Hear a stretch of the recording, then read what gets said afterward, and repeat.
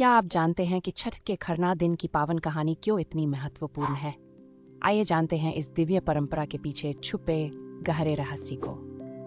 प्राचीन काल में जब धर्म और अधर्म के बीच संघर्ष चल रहा था, तब भगवान सूर्य की पत्नी उषा और प्रत्युषा ने एक महान तपस्या की थी। इन दोनों देवियों ने संसार के कल्याण के लिए कठोर व्रत रखा था। खरना का दिन वास्तव में इसी तपस्या का प्रतीक है। इस दिन व्रती माता निर्जला उपवास रखकर सूर्यास्त के बाद ही भोजन ग्रहण करती हैं। ये भोजन खीर, पूरी और केले से युक्त होता है, जो पवित्रता और सादगी का प्रतीक है। कहते हैं कि महाभारत काल में कुंती माता ने भी इसी प्रकार का व्रत रखा था। उन्होंने सूर्य देव की आराधना करके कर्ण जैसे महान योद्धा को जन्म दिया था। कुंती का यह व्रत ही आज के छठ व्रत का आधार बना। खरना दिन की सबसे खास बात यह है कि इस दिन घर में बना हुआ प्रसाद ही ग्रहण किया जाता है। बाहर का कुछ भी नहीं खाया जाता।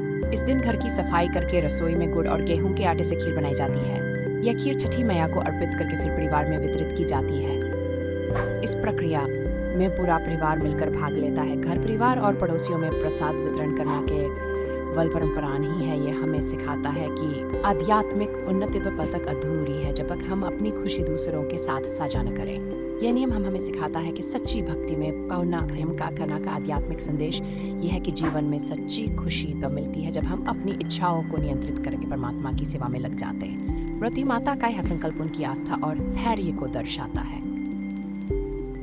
यह दिन हमें सिखाता है कि जीवन में कुछ पाने के लिए त्याग और तपस्या करनी पड़ती है। माँ छठी की कृपा से घर में सुख, समृद्धि और संतान की प्राप्ति होती है। खरना दिन की ये पवित्र परंपरा आज भी करोड़ों लोगों की आस्था का केंद्र है। ये दिन में याद दिलाता है कि सच्ची भक्ति में शुद्धता, नियम और पूर्ण समर्पण का होना जरूरी है। अगर आपको ये वीडियो पसंद आया हो तो इसे लाइक करें, शेयर करें और हमारे चैनल को सब्सक्राइब करें ताकि अगला वीडियो आप सबसे पहले देख सकें। साथ ही हमारी प्लेलिस्ट में बाकी वीडियो भी जरूर देखें। हर कहानी में छिपा है एक नया संदेश और एक नई रोशनी।